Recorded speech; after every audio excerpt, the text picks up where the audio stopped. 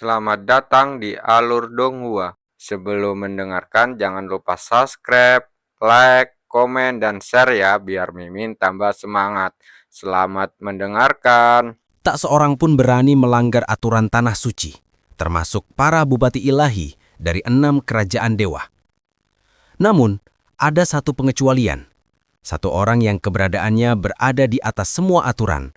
Dia adalah Kaisar Abyss. Pedang pemecah langit yang dicurahkan Hua Caili dengan seluruh tekadnya, es kaca berkilau yang digunakan Shen Wuyi untuk menghancurkan Dian Juzi, semuanya lenyap tanpa jejak, bagai gelembung.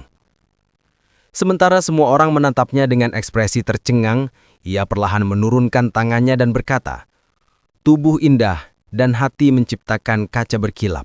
Ini belum pernah terjadi sebelumnya dalam sejarah dunia, sebuah keajaiban yang dianugerahkan oleh langit sendiri." Caili, kau telah melihat sekilas maksud sebenarnya dari pedang keempat pemecah langit meskipun usiamu baru 20-an. Dari segi bakat berpedang saja, kau tidak hanya melampaui bibimu, kau tidak jauh dari levelku saat aku seusiamu. Intervensi Kaisar Abyss tidak hanya mengejutkan ke-6 kerajaan dewa. Imam besar juga sangat terkejut. Penilaiannya terhadap Shen Wuyi dan Hua Caili khususnya meledak di hati mereka seperti guntur. Ia menyebut Shen Wuyi sebagai keajaiban dan membandingkan Hua Caili dengan dirinya sendiri. Jika salah satu dari kalian menderita kerusakan, sekecil apapun, itu akan menjadi kerugian besar bagi dunia ini. Jadi mari kita akhiri ini di sini. Shen Wuyi dengan tenang menyimpan pedangnya dan membungkuk padanya. "Wuyi patuh, yang mulia." Kemampuan adaptasi Hua Caili sedikit lebih lemah daripada Shen Wuyi, dan ia tidak takut padanya seperti kebanyakan orang lain. Oleh karena itu, ia terdiam beberapa detik sebelum akhirnya bergumam. "Tapi, Paman Kaisar Yuan bantuannya..." Pupil mata Kaisar Abyss tampak sedikit bergeser ke arah Hua Caili dan tersenyum. "Kedua penampilan kalian sudah cukup bagiku untuk membuat pengecualian. Aku akan mengabulkan permintaan kalian berdua." Kata-kata Kaisar Abyss sama sekali tidak menyentuh Shen Wuyi. Tetapi bintang-bintang cemerlang tak terhitung jumlahnya bersinar di mata Hua Caili. Sungguh, terima kasih, Paman Kaisar Yuan. Kau yang terbaik, Paman Kaisar Abyss." Dia berdiri di samping Kaisar Abyss di medan perang di kota Eden. Namun, kegembiraannya begitu langsung, kuat, dan jujur. Dian Juzi memejamkan mata untuk menyembunyikan kekecewaannya. Dia juga mendesah dalam hati. Tiba-tiba, dia mengerti mengapa Hua Caili melakukan sesuatu yang tidak hanya bertentangan dengan akal sehat, tetapi juga kodratnya sendiri. Mengapa dia mengerahkan segalanya dalam pertarungan ini, bahkan dengan resiko melukai dirinya sendiri. Semua itu demi mendapatkan dukungan dari Abyss, dukungan yang terkait dengan masa depannya dan Junce. Hua Fuchun menghela nafas panjang. Baru sekarang ia menyadari, punggung pria itu sedingin es. Itu karena kemejanya basah kuyup dengan keringat dingin. Hua Caili masih dipenuhi kegembiraan. Penampilannya benar-benar berbeda dari saat ia menghunus pedang. Ia telah berubah dari peri pedang kecil yang tajam dan mengintimidasi, menjadi gadis muda manja dalam sekejap. Menatap Hua Shen Wuyi, Hua Caili berkata terus terang, "Pertarungan ini tidak perlu diakhiri di sini. Aku menyerah. Sekalipun aku mengerahkan segalanya untuk serangan ini, aku tahu peluang kemenanganku hanya 1%. Ada 99% kemungkinan kau akan menang, Putri Ilahi Malam Abadi." Kaisar Abyss tersenyum, namun tidak mengomentarinya. Imam besar tidak membuang nafas seperti biasanya. Ia berseru, "Hua Caili dari pemecah langit menyerah, Shen Wuyi dari Malam Abadi menang." Dalam pertempuran anak-anak ilahi ini, Hua Caili dari pemecah langit dan Shen Wuyi dari Malam Abadi tampil dengan gemilang. Yang mulia menyetujui penampilan mereka dan memutuskan untuk memberikan pengecualian bagi mereka. Keduanya akan menerima bantuan dari Yang Mulia. Janji Kaisar Abyss dan pernyataan pendeta kepala menandai berakhirnya pertempuran anak-anak ilahi ini. Termasuk Pan Buang, total 6 putra ilahi dan 2 putri ilahi telah berpartisipasi dalam pertarungan itu. Namun, kedua putri ilahi itulah yang meraih kemenangan utama. Dan ke-6 putra ilahi itu merupakan lawan mereka. Hal ini terutama berlaku bagi mantan putra ilahi nomor 1, Dian Juzi. Cahaya Kelingsen Wuyi hampir menghapuskan seluruh kehormatan dan kejayaannya. Hasil ini mengejutkan semua orang yang tergabung dalam kerajaan dewa. Ketika Hua Caili meniupkan pedang awan gacha dan berbalik, pandangannya tiba-tiba buram dan ia hampir terjatuh ke lantai. Namun sesosok biru menangkapnya sebelum ia sempat melakukannya. Ketika Hua Caili mendapatkan dirinya dalam pelukan Hua Qingyang, ia akhirnya menyadari dia kelelahan dari ujung kepala hingga ujung kaki. Ia bahkan hampir tidak bisa mengangkat lengannya.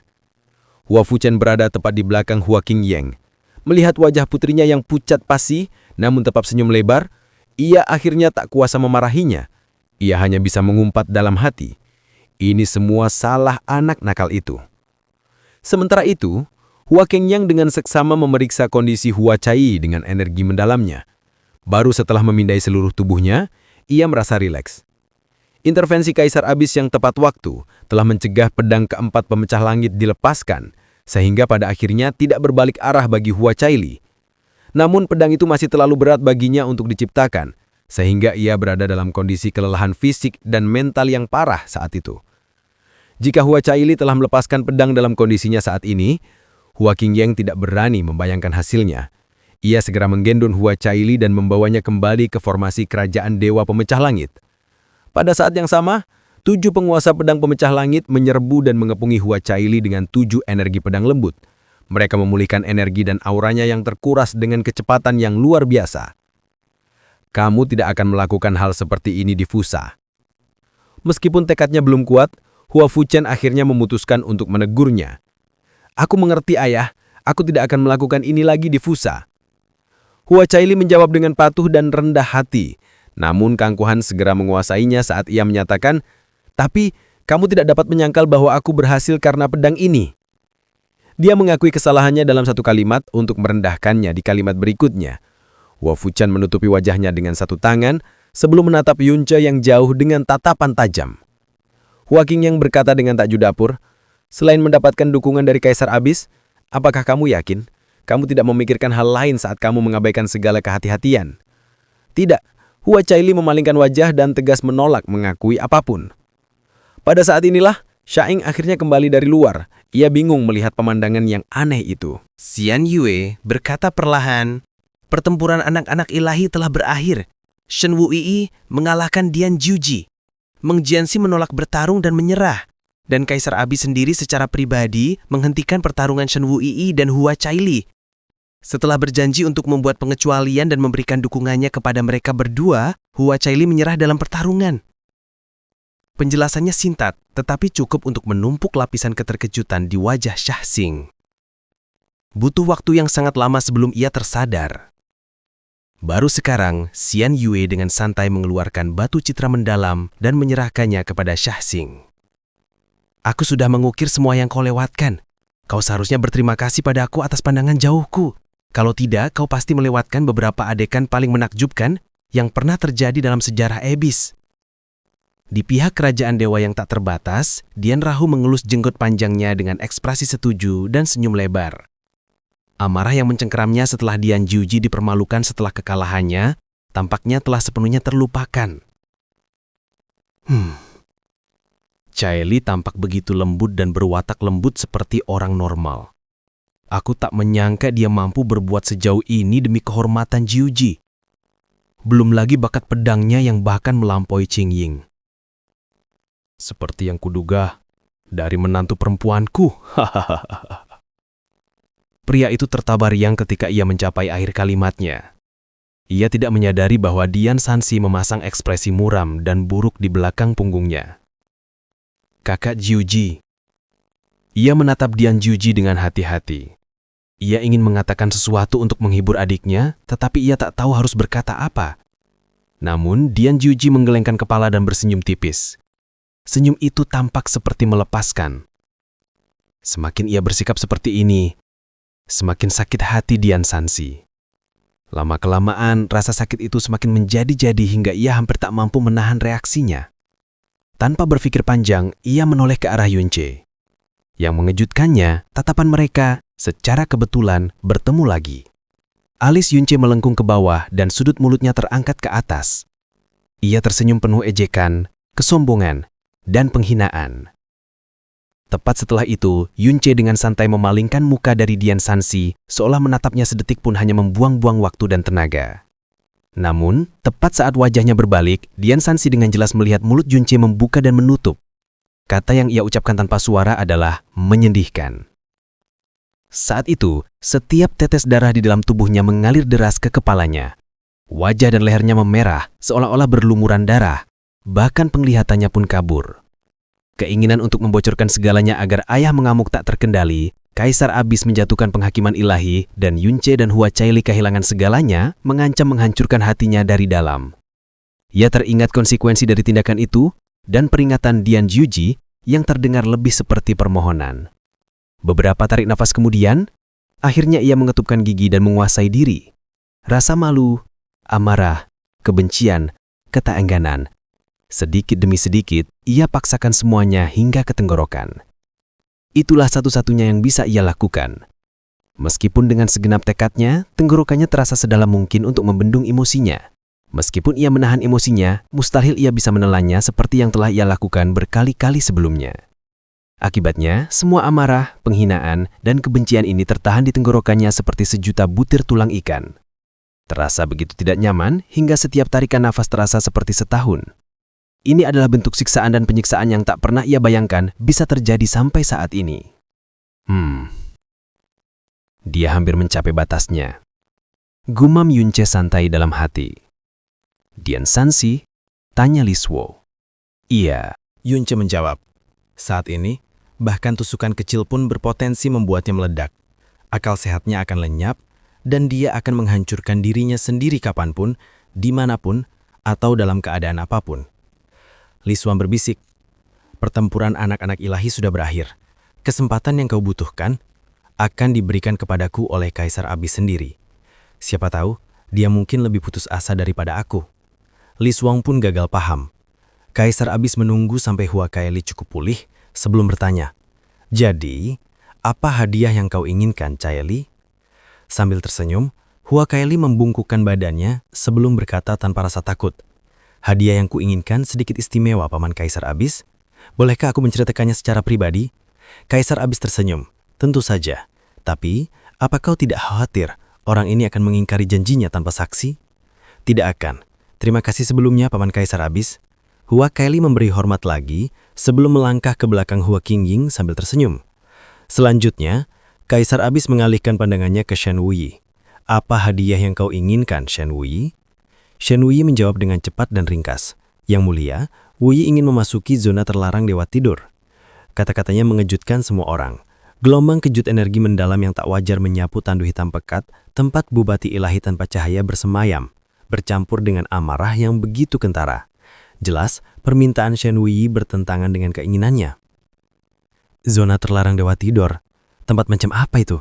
tanya Yunce sambil mengerutkan kening. Sudah 3 tahun sejak ia tiba di kerajaan Dewa Penenun Mimpi. Meskipun fokus utamanya adalah mengumpulkan informasi mengenai anak-anak dewa kerajaan Dewa Penenun Mimpi, ia lebih kurang tahu semua hal yang perlu diketahui tentang Abyss. Namun ini pertama kali ia mendengar nama itu. Meng Jianxi menjawab dengan suara pelan. Itulah tempat para dewa kuno binasa setelah jatuh ke dalam jurang sebelum dunia jurang terbentuk. Itu juga tempat Kaisar Abyss mendarat ketika ia pertama kali jatuh ke dalam jurang.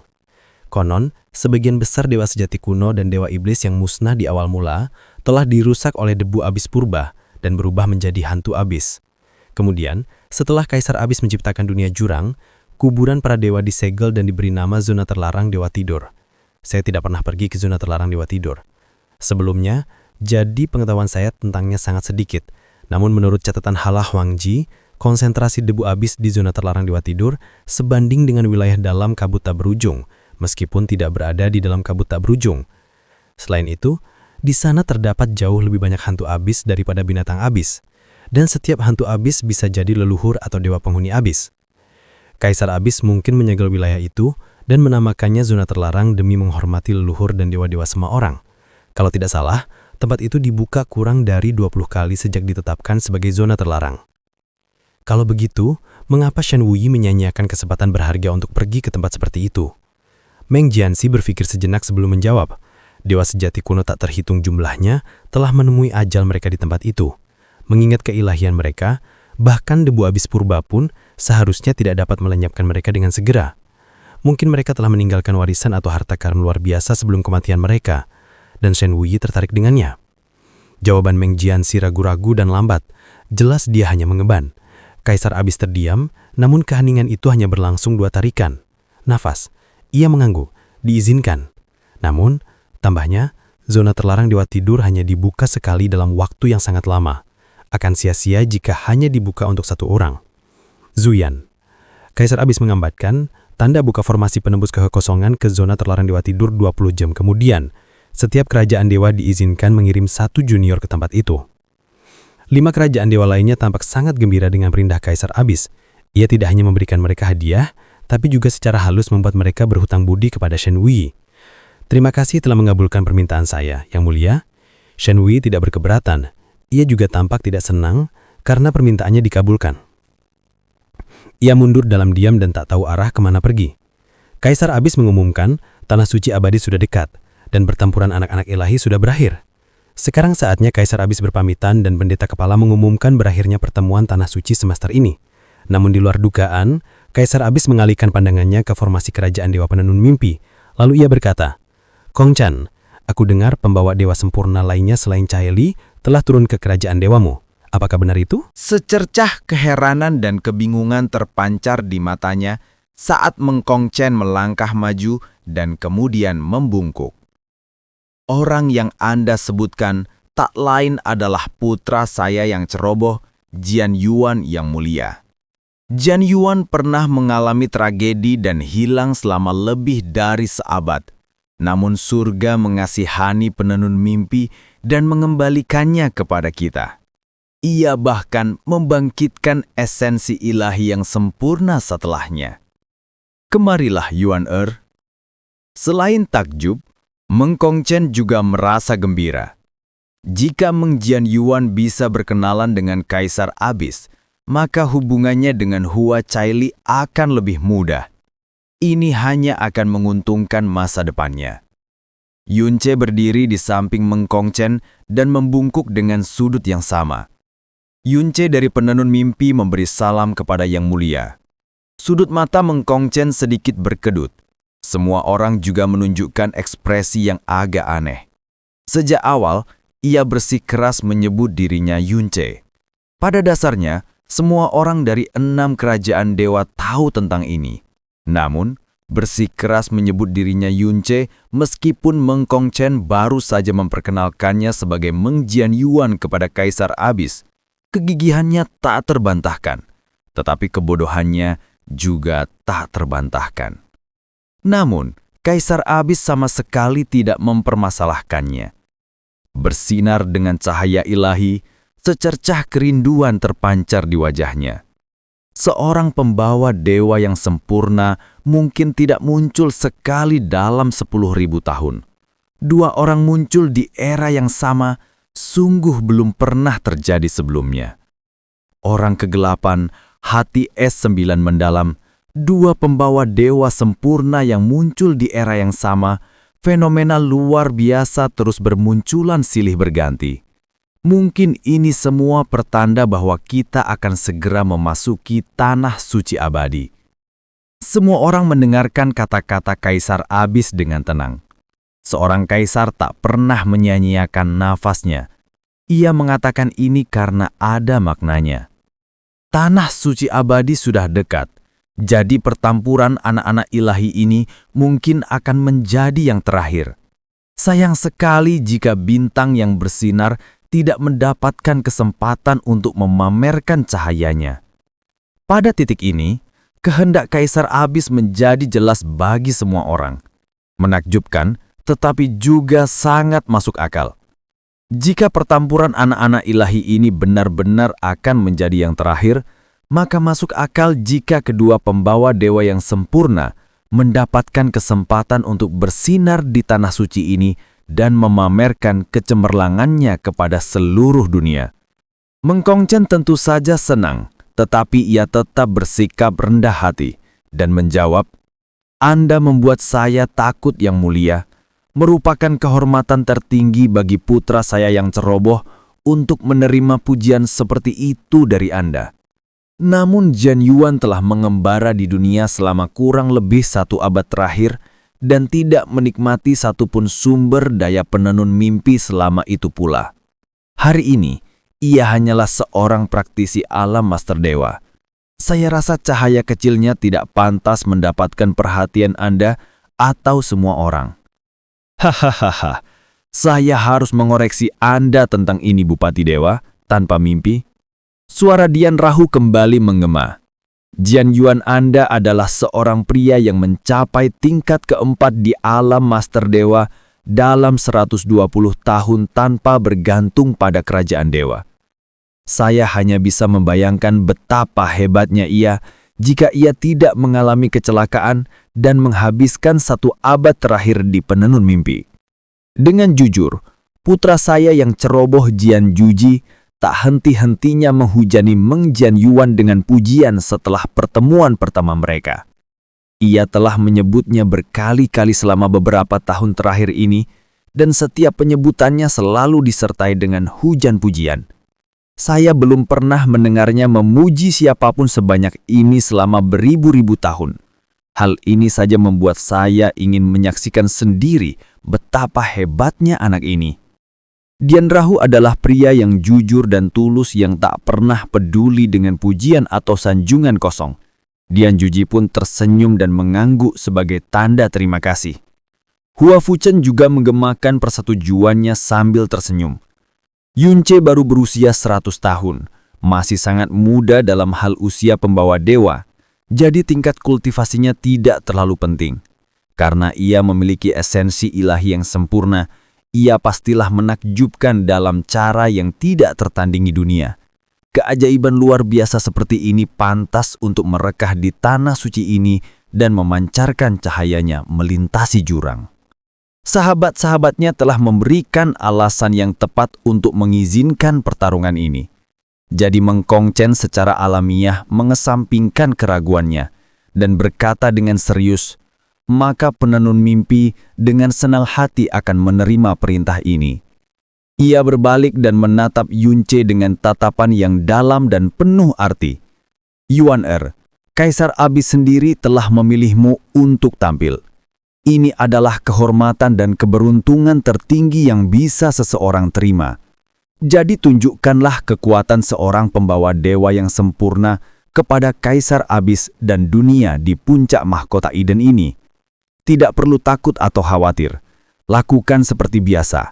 Terserah padamu bagaimana caramu menunjukkan kehebatanmu juga. Ia tidak merasa khawatir dengan kehebatan Yunce, tetapi ia takut pemuda itu akan menakuti para bupati dewa lainnya. Sebagaimanapun ia tidak ragu bahwa kesempatan emas ini akan menjadi kejutan yang sangat menyenangkan. Hua Caili menyembunyikan separuh wajahnya di balik Hua Klingying, tetapi ia tetap tidak dapat menyembunyikan mata dan alis berbentuk bulan sabit itu. Dimengerti, jawab Yunce dengan hormat sebelum berdiri. Menatap tatapan semua orang, ia dengan tenang dan tegak melewati penghalang dan melangkah ke medan pertempuran. Pada saat ini, ia bisa merasakan tatapan mata yang tak terbilang banyaknya tertuju padanya. Tatapan dari Dian Sansi sangat mencolok meskipun ia berusaha sekuat tenaga menyembunyikan kebencian yang mendalam. Untuk pertama kalinya, Shen Wuyi benar-benar menatap Yunce. Pandangannya tiba-tiba menggabur seolah kabut es telah mengendum di pedapan matanya. Meskipun ia segera tersadar dan cepat mengembalikan ketenangannya, kebingungan dan keheranan berkelibas di benaknya.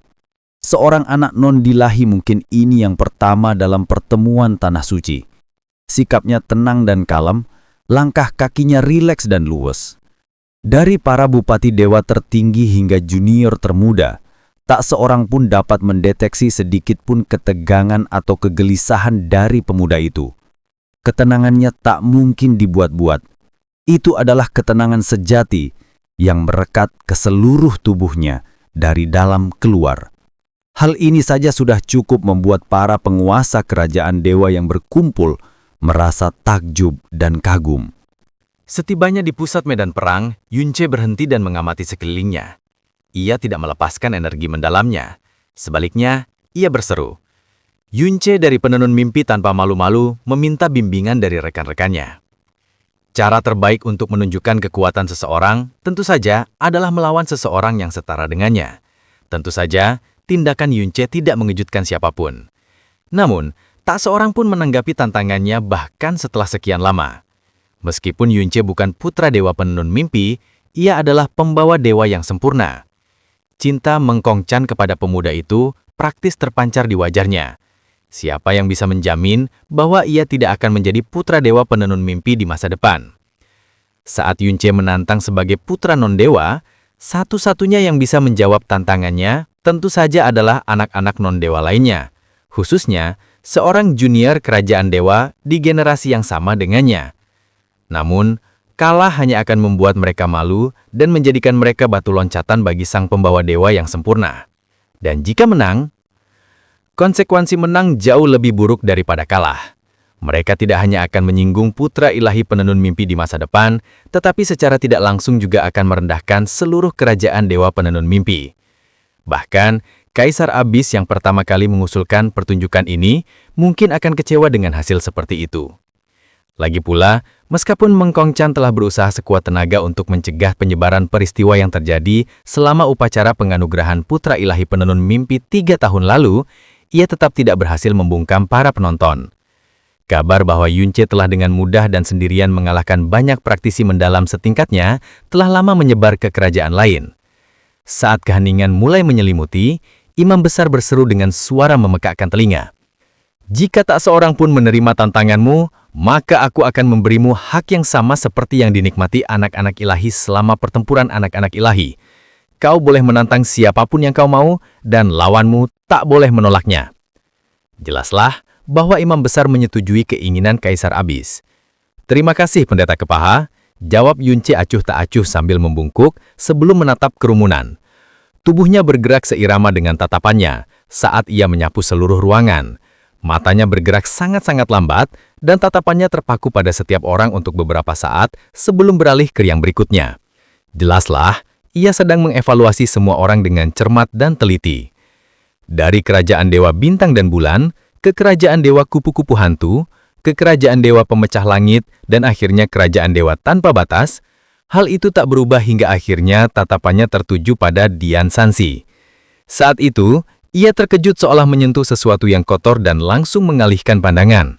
Bahkan bibirnya pun berkedut tak kentara. Hal ini tak tampak aneh bagi siapapun, tetapi Dian Sansi jelas berpikir sebaliknya. Setiap tetes darah di tubuhnya mengalir deras ke tengkoraknya. Dan semua kebencian, frustrasi dan amarah yang tertahan di tenggorokannya mengalahkan sebagian besar akal sehatnya. Ia tiba-tiba melangkah maju dan meraung marah dengan berkata, "Aku menantangmu, Yunce." "Sansi!" Terkejut, Dian Zhaoxi sigap mengulurkan tangan dan menangkap lengan Dian Sansi. Ia adalah salah satu orang yang menyaksikan Yunce dengan mudah menghabisi rekan kultivasinya di upacara penganugerahan putra ilahi penenun mimpi 3 tahun lalu. Itulah sebabnya ia tahu mustahil Dian Sansi bisa mengalahkan Yunce jika tingkat kultivasi mereka sama. Lebih dari itu, ia khawatir dengan emosi abnormal yang ditunjukkan Dian Sansi. "Anak baik." Sayangnya, Dian Rahu berseru lebih dulu sebelum tertawa terbahak-bahak. "Tak ada perselisihan, tak ada kerukunan. Sebaiknya kau mengenalnya di medan perang dan gunakan kesempatan ini untuk melampiaskan rasa frustrasimu yang selama ini telah menumpuk. Ini adalah puncak mahkota Idan.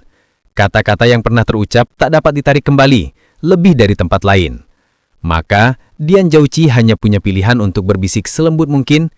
Kau boleh berlawan, tapi jangan membuat masalah. Ingat kata-kataku dan janjimu." Hah? Sekeras apapun ia merendahkan suaranya, tetap saja suaranya tidak cukup pelan agar Dian Rahu tak mendengarnya. Kata-katanya yang aneh membuat Dian Rahu mengilik mereka sepintas kilas. Namun, Dian Rahu terkenal bedal dan juga tidak terbiasa mengikut campuri atau mempertanyakan urusan antar junior. Sebenarnya, Dian Sansi sempat menyesali luapan emosinya. Namun luapan emosi itu segera dipadamkan oleh keinginan untuk melampiaskan semua emosinya. Ia tiba-tiba menarik nafas dalam-dalam dan menjawab dengan suara rendah. "Jangan khawatir saudara Zhaoxi, aku hanya akan bertarung, tidak akan bicara." Dian Zhaoqi melepaskannya, dan Dian Sansi melompat tinggi ke udara. Saat ia melewati penghalang dan mendarat di lantai, ia menciptakan gelombang kejut yang dahsyat dan menimbulkan suara gemuruh yang memekakkan telinga. Cih, orang ini benar-benar dipenuhi rasa dendam. Meng Jamqi tak tahan menambahkannya. Sehebat apapun Dian Sansi menahan emosinya, tak seorang pun di sini yang lemah.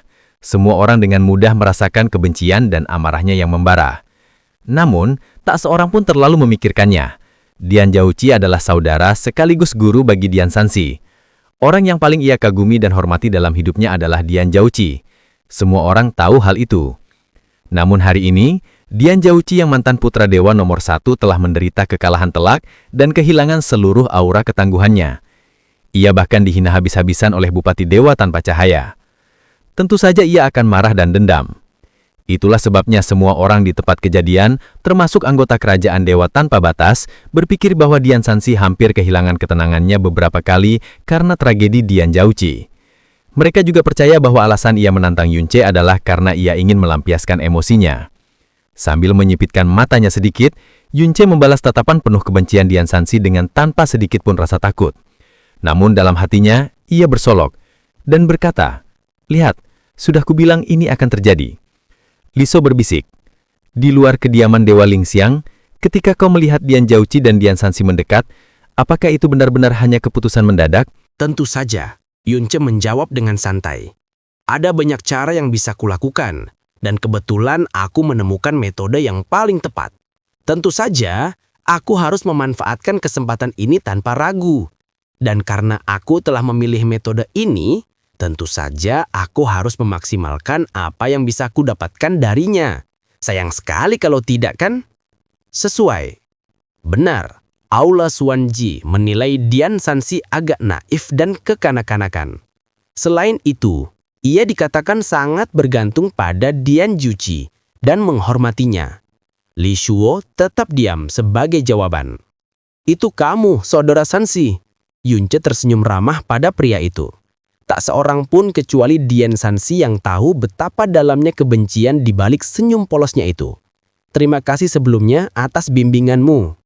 Dian Sansi mengepalkan tinjunya sedikit dan tidak berkata apa-apa.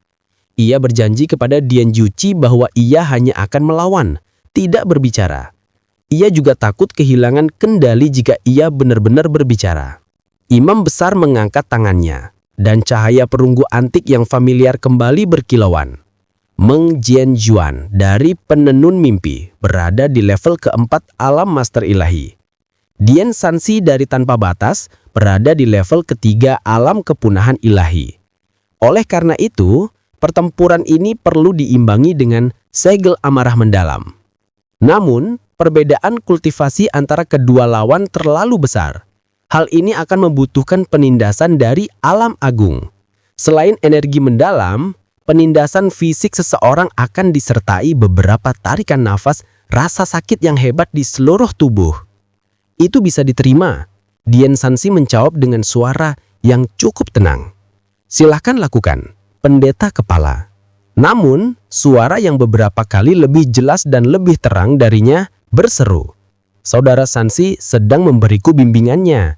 Bagaimana mungkin aku memintanya menanggung rasa sakit seperti itu? Hanya karena kultivasiku lemah. Mohon tidak perlu menggunakan segel amarah mendalam, pendeta kepala." Berbeda dengan penolakan Shen Wuyi terhadap segel amarah mendalam, kepala pendeta tidak langsung menuruti permintaan tersebut. Malahan, ia jelas terkejut. Apalagi, perbedaan kultivasi mereka bukanlah 1 atau 2 alam minor, melainkan 9 alam minor, ditambah jurang alam agung. Jika kesenjangan kultivasi antara seorang praktisi mendalam alam kepunahan ilahi tingkat ke-6 dan seorang praktisi mendalam alam kepunahan ilahi tingkat ke-8 adalah perbedaan antara 2 dewa setengah, maka kesenjangan antara seorang praktisi ranah master ilahi dan seorang praktisi mendalam alam kepunahan ilahi adalah perbedaan antara 2 alam. Jika bahkan imam besar saja bereaksi seperti ini, orang lain pasti akan berbuat lebih buruk. Hahaha. Dian Rahu tertawa terbahak-bahak.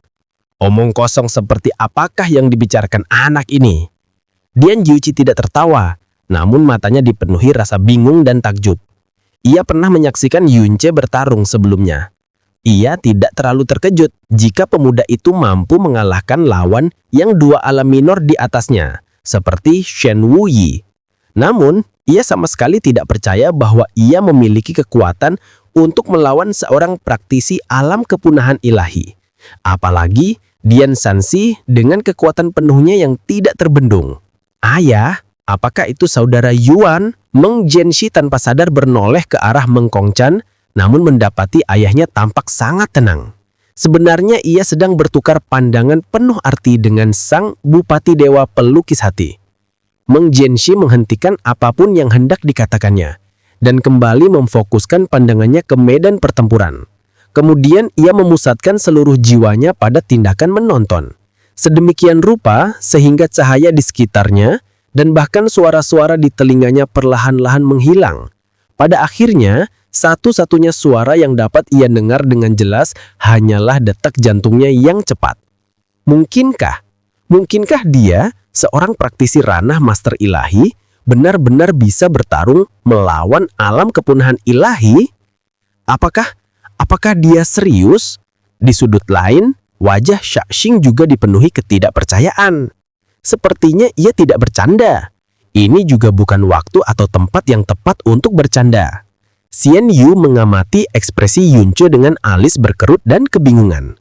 Pikirannya melaju memahami maksud Yunce, namun ia sama sekali tidak percaya bahwa ia bisa melawan Dian Sansi dengan level saat ini.